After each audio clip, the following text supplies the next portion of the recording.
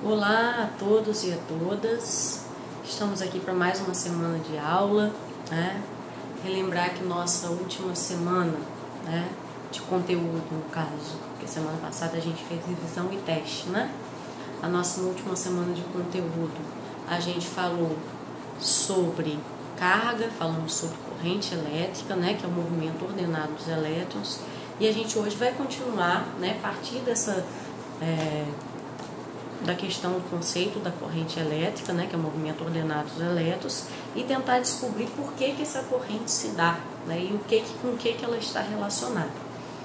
E para isso, a gente vai começar fazendo uma analogia, né, com a corrente de água, né? Então, vou colocar aqui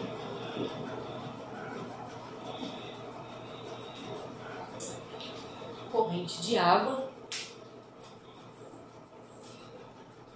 para a gente poder tentar analisar, né? Porque a corrente de água a gente lida mais no nosso cotidiano e tem muitas semelhanças, né?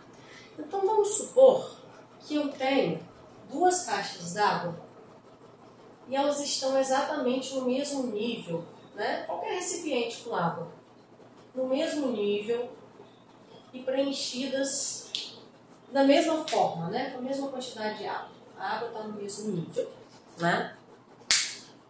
Será que eu vou ter corrente de água aqui?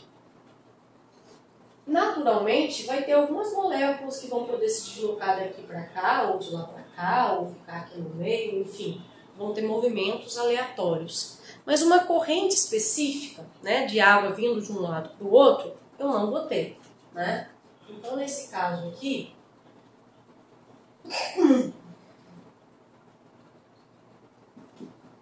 não há corrente. Por que não há corrente? Porque ambas as águas estavam no mesmo nível, então não tinha por que sair do mesmo nível para ir para o outro, né? Todas estavam no mesmo potencial gravitacional, né? Ou seja, tinha a mesma altura, então o potencial gravitacional era o mesmo, né? E aí, se eu colocar, né? Como a gente faz normalmente, o que a gente faz com a caixa d'água? Bota lá no alto da casa, né? O ponto mais alto, né? E aí os outros, né? A pia, o chuveiro, a privada, né? Tudo vai ficar abaixo do nível da caixa d'água, né? Por quê? Né? Se eu coloco um recipiente, por exemplo, a caixa d'água lá no alto e os outros recipientes, né? Os outros elementos num nível mais baixo, o que vai acontecer? A água vai fluir, né? Ela vai ter um movimento ordenado, né?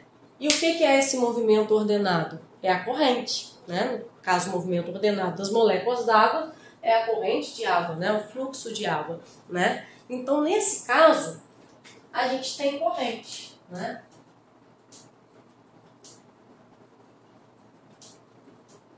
A corrente.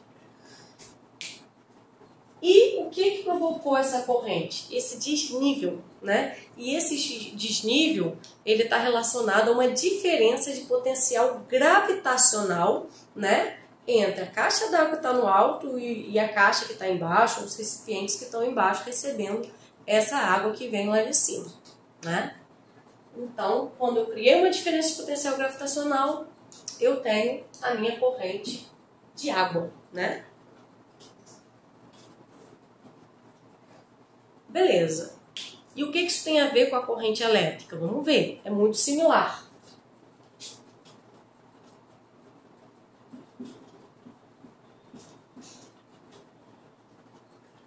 Vamos supor que eu tenho uma fonte de energia, né? A gente viu com o fio solto, né? Não vai ter corrente elétrica, né? Mas vamos supor que eu tenho uma fonte de energia, né? Que essa energia seja uma pilha. É o mais fácil de desenhar, né? E aí, eu quero ligar o fio nessa pilha, né? Que a gente chegou a comentar que se eu não ligar nenhuma fonte, né? Nenhuma pilha, bateria, eu não vou ter corrente, né? E o que essa pilha fornece? né? A gente não estudou detalhadamente, né? Não trabalhamos ainda com a questão de potencial elétrico, né? Mas todo mundo já viu que a pilha tem um positivo, né, no pininho, e tem um negativo do outro lado, né? E esses são os polos da pilha, né, que tem potenciais diferentes, um potencial positivo e o potencial negativo, né? Beleza. Agora vamos supor que eu pego esse fio que eu vou ligar aqui para ver se eu gero uma corrente e ligo os dois no polo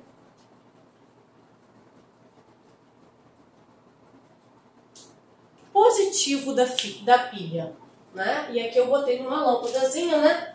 Só pra gente testar se ela vai acender ou não. Nossa, o desenho tá péssimo.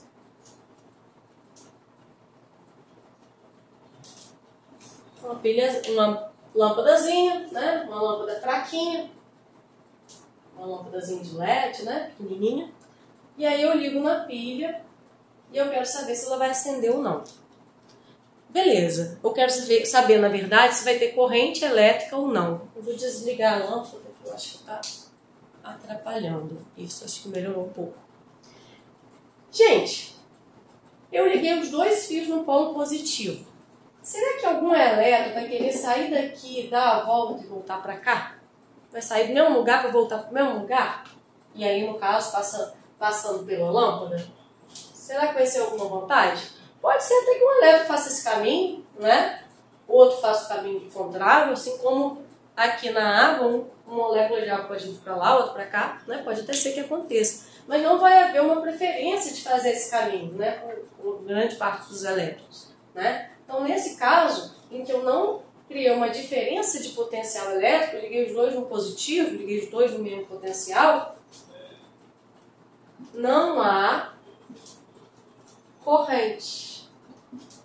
Assim como se eu tivesse ligado um e não tivesse ligado o outro, também não haveria, né, uma chegada e um partido, uma diferença de potencial, né? Se o circuito tivesse aberto, eu também não teria diferença de potencial, que pressupõe, né, um potencial, outro potencial, e eu tenho uma diferença, né, que aí gera a minha corrente. Então, se o circuito tivesse aberto, também não haveria corrente, né? Beleza. E se eu pegar e ligar o fio, né? Um fio no positivo e o outro fio no negativo. O que vai acontecer, gente? No negativo eu tenho excesso de elétrons. No positivo eu tenho falta de elétrons, né? Então, obviamente, vai ser vantagem para os elétrons, né, saírem daqui onde eles estão sobrando e irem para onde eles estão faltando, né? Então, eu vou ter um movimento organizado dos elétrons livres que, no sentido real, depois a gente vai falar sobre o sentido real convencional, eles vão sair do negativo em direção ao positivo, né? E como vai ser um movimento de muitos elétrons ordenado, organizado, significa que nesse caso há corrente. Por quê? O que eu tive aqui? Quando eu liguei o positivo no negativo, eu criei uma diferença, né? Eu liguei os diferentes polos, eu tive uma diferença de potencial elétrico, né? Assim como aqui eu criei uma diferença de potencial gravitacional e a água correu, né? Que houve corrente d'água. Aqui eu criando uma diferença de potencial elétrico, né? Os elétrons vão fluir, né? E vai ter corrente elétrica, né? E a lâmpada vai acender, né? Beleza, gente. Então, o que é necessário? O que é necessário para que a gente tenha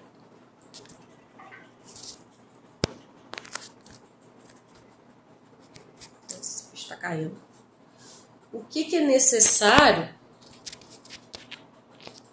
para que a gente tenha corrente elétrica? Que eu tenha uma diferença de potencial elétrico. Opa. diferença de potencial elétrico. Se eu tiver uma diferença de potencial elétrico, eu vou ter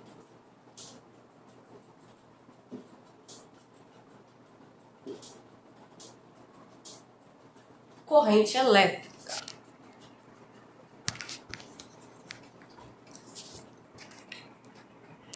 Beleza?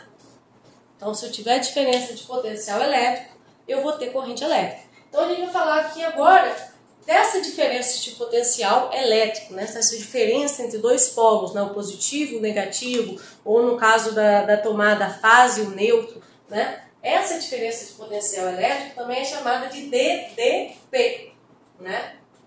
DDP.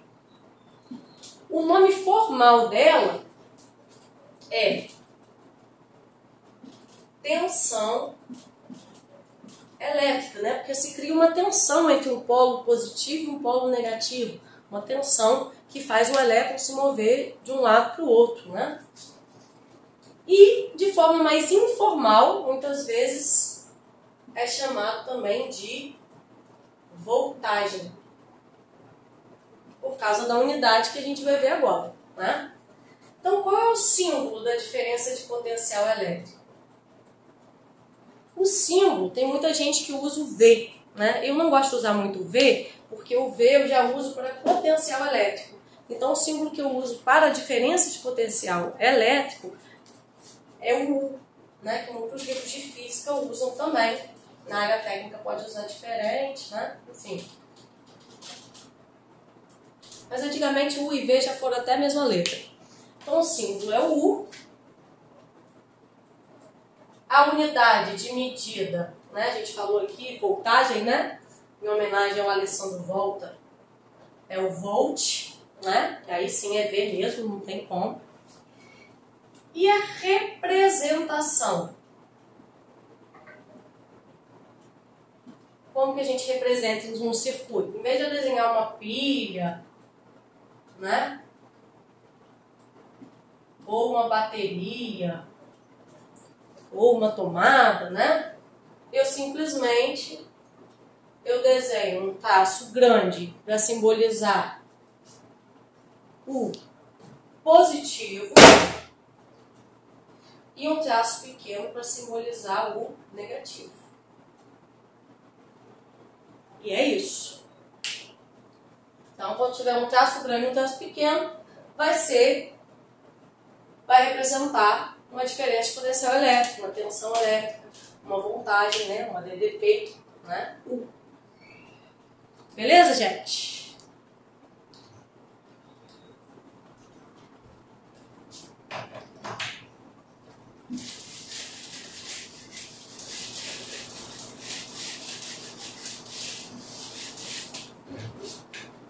Agora, antes da gente chegar onde a gente realmente quer chegar, né, que é a relação entre tensão, corrente e um terceiro elemento que a gente já vai estudar, eu queria falar um pouquinho desse sentido da corrente, né, que a gente colocou aqui, né, os elétrons fluindo para o positivo, né, e realmente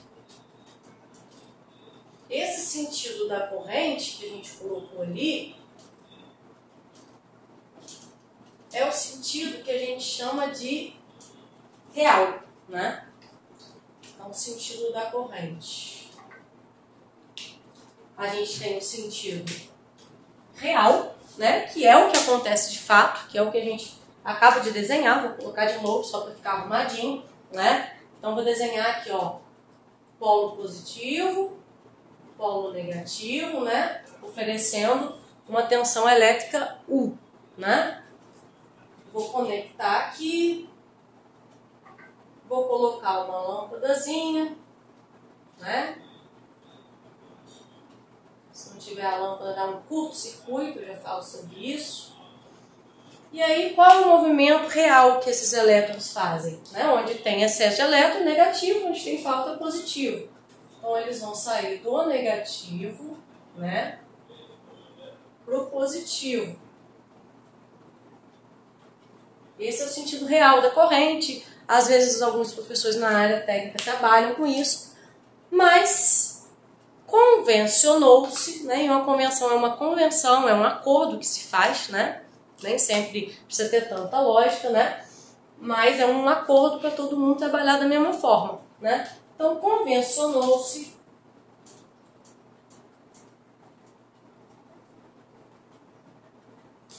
que, assim como a água, né, sai do potencial maior para o menor, né, e aí ela desce, então convencionou-se que o sentido convencional da corrente, pelo menos na física a gente trabalha com esse sentido, seria, né, também do potencial maior para o menor, como a água. Né? Então, sairia do positivo, né,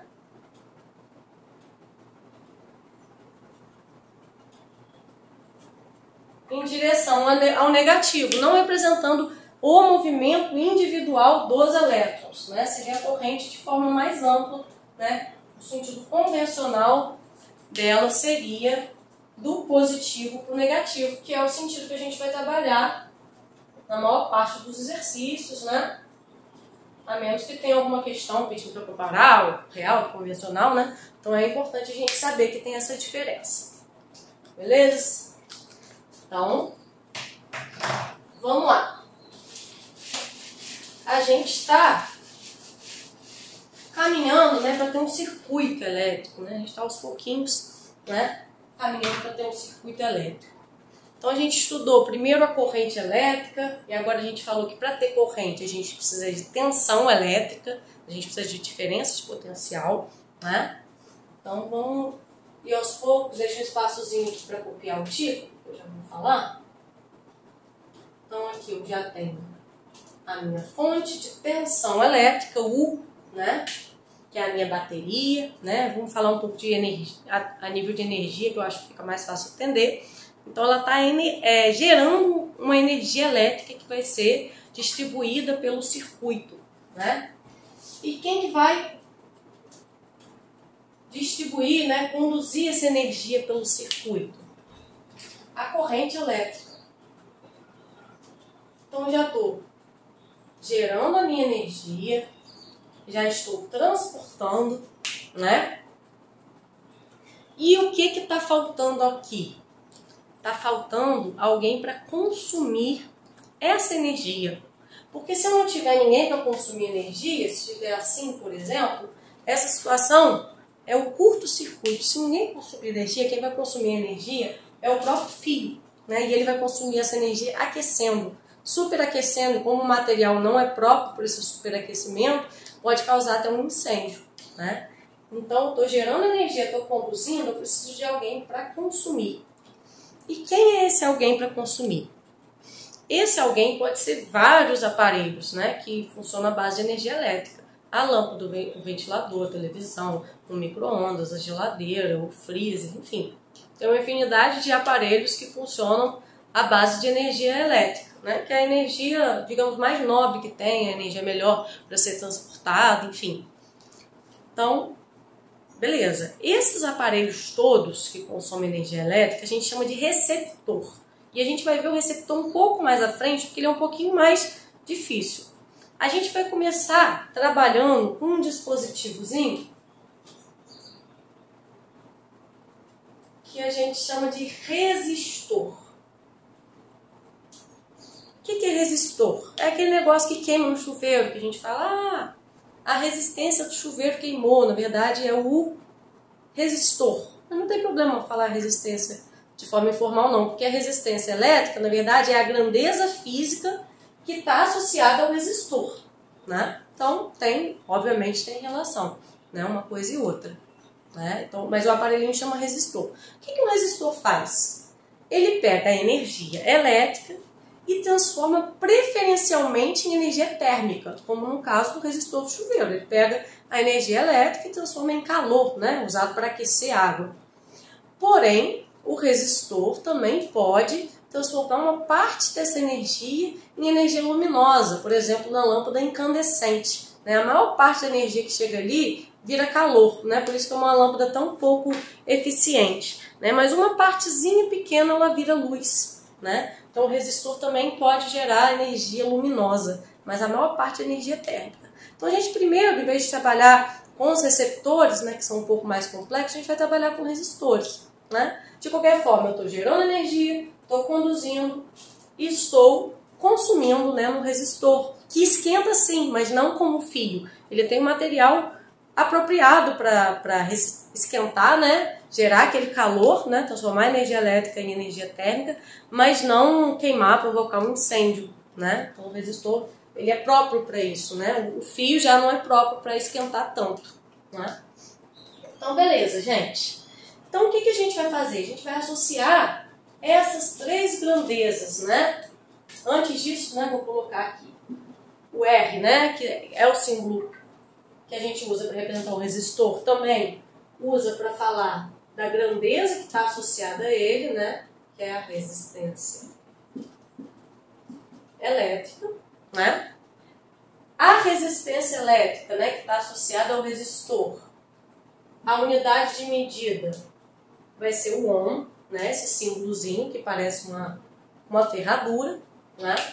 E agora sim, como estão relacionados esses três fatores? Esses três fatores estão relacionados através da primeira lei de Ohm, né? Exatamente o mesmo Ohm que dá a unidade de resistência elétrica, né? Então, como que a gente pode associar aqui, né? Vamos lá. Vamos supor que eu quero uma corrente passando por um circuito, eu quero que essa corrente seja bem elevada. Para poder fornecer essa corrente elevada, será que eu posso ligar ela numa pilha ou numa bateria pequena? Ou eu preciso de uma tensão grande? Eu preciso de uma tensão maior para poder gerar uma corrente maior. Assim como se eu quiser gerar uma corrente bem pequenininha, né? Eu preciso também de uma tensão pequena, né, que seja equivalente, né? Então a gente percebe que tensão e corrente, né, eles têm uma proporcionalidade. Se eu quiser aumentar a corrente, eu preciso aumentar a tensão. Se eu quiser diminuir a corrente, eu diminuo a tensão, né? O que está faltando? A resistência, né? Então, de outra forma, a gente pode pensar que se eu tiver um resistor com uma resistência muito alta, não vai adiantar eu ligar numa pilha, né, de 1,5 volts. Então, uma resistência muito alta, ela demanda também que haja uma tensão alta, né, que corresponda a ela. Então, a tensão também depende do valor da resistência. Então, aí a gente vai ter a primeira lei de Ohm, né, que relaciona tensão com resistência e corrente, né, que é U igual a RI, né, ou R igual a U sobre I, né? Porque essa fórmula foi feita para trabalhar a resistência, né, em função da tensão e da corrente, né? E aí, U igual a RI, a tensão depende do valor da resistência e ela também depende, né, e vai influenciar e ser influenciada pelo valor da corrente. Quanto maior a corrente eu quero, maior a tensão que eu preciso. Beleza. Então, já que a gente falou da primeira lei de Ohm, a gente precisa falar rapidamente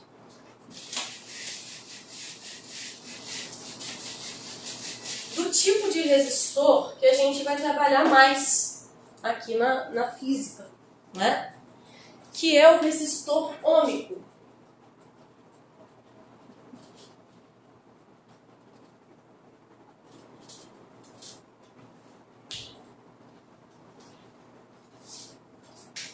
O que seria um resistor ôhmico? Seria um resistor cujo valor da resistência ela é constante.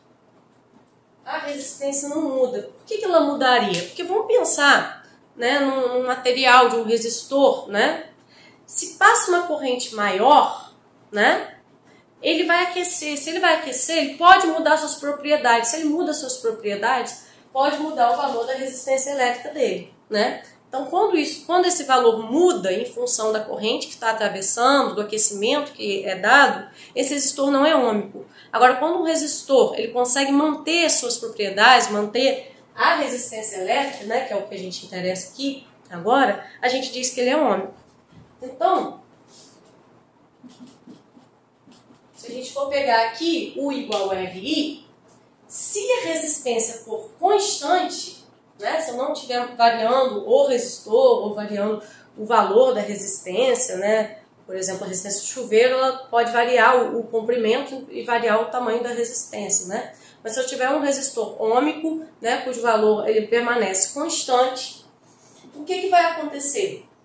Se eu aumentar I, a corrente, eu preciso aumentar a tensão, né, para poder aumentar essa corrente. Para eu dobrar a corrente, eu preciso dobrar a tensão. Para eu quintuplicar a corrente, eu preciso quintuplicar a tensão. Se eu dividir a tensão por 3, já que o resistor não muda, a corrente também divide por 3. Então a gente percebe que se R é constante, U e I são diretamente proporcionais. Significa que dá até para fazer regra de 3, porque eles vão ser diretamente proporcionais. Só para mostrar isso em termos de gráfico, né, que pode aparecer esse gráfico, como que seria o gráfico do resistor ômico? Da tensão em função da corrente, né? Então, se eu tiver, por exemplo, uma tensão 0, a corrente também vai ser 0, porque sem diferença de potencial a gente viu que não tem corrente. Vamos supor que eu coloque uma tensão U.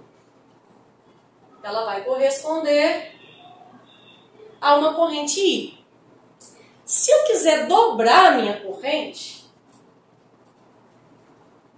o que eu vou ter que fazer? Eu vou ter que, ao mesmo tempo, né, dobrar a tensão e assim por diante. Se eu quiser triplicar, vou ter que triplicar a tensão, né? Então a gente vai perceber que o gráfico tensão versus corrente de um resistor ômico, ele vai ser uma linha reta. Enquanto se o resistor não for ômico, não vai ser uma linha reta, né? Vai ser outro formato, né? E aí, a gente, qualquer ponto que você quiser calcular a resistência aqui, U sobre I, 2U sobre 2I, também é U sobre I. Qualquer ponto vai ter o mesmo valor de resistência, né? Que vai ser a tangente aqui dessa reta, dessa linha, desse gráfico, né? Então, o valor da resistência em qualquer ponto vai ser o mesmo. Já se fosse um resistor não ômico, eu teria que calcular para cada ponto um valor de resistência diferente, né? De acordo com o gráfico. Beleza? Então, primeira lei de Ohm, U igual a RI. Se o R for constante, eu só tenho a variação diretamente proporcional entre U e I, né? De forma que até dá para fazer uma regrinha de 3, né? Se só tiver, se essa resistência de fato não mudar de valor, né? Posso usar o valor da resistência que eu achei na letra A e calcular na letra B, na letra C, posso usar esse valor de resistência em qualquer letra da questão, porque o valor da resistência vai ser constante. Beleza. Para finalizar essa aula com o conteúdo da nossa semana, a gente vai falar também da segunda lei de Ohm.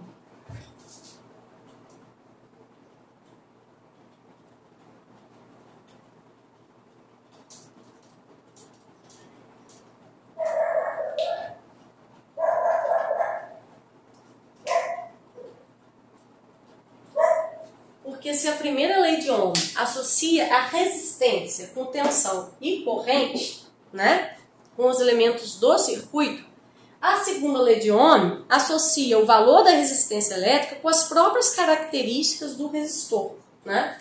Então vamos desenhar aqui como se fosse um resistor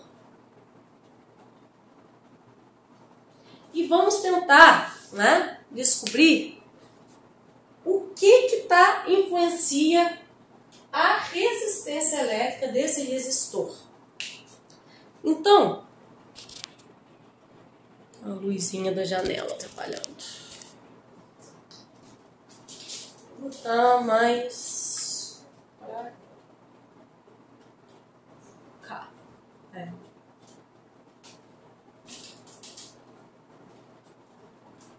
Então vamos lá.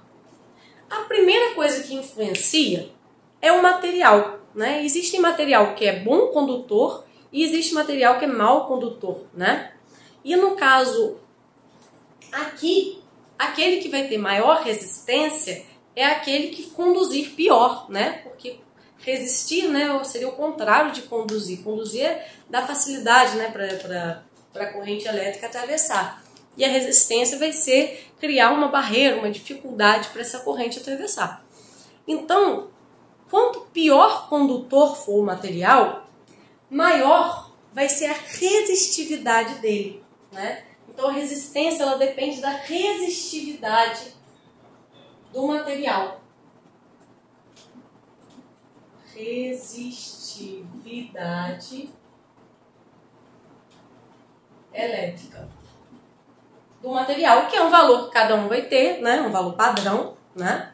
Obviamente a gente precisa decorar, né? Mas que está oposto da questão da condutividade. Aquele que conduz melhor é aquele que resiste pior, né? E aquele que conduz pior vai ter uma maior resistividade e o que tem maior resistividade tem maior resistência. Então a resistência é diretamente proporcional à resistividade simbolizada pela letra Rho, né? Que é uma letra grega. Beleza.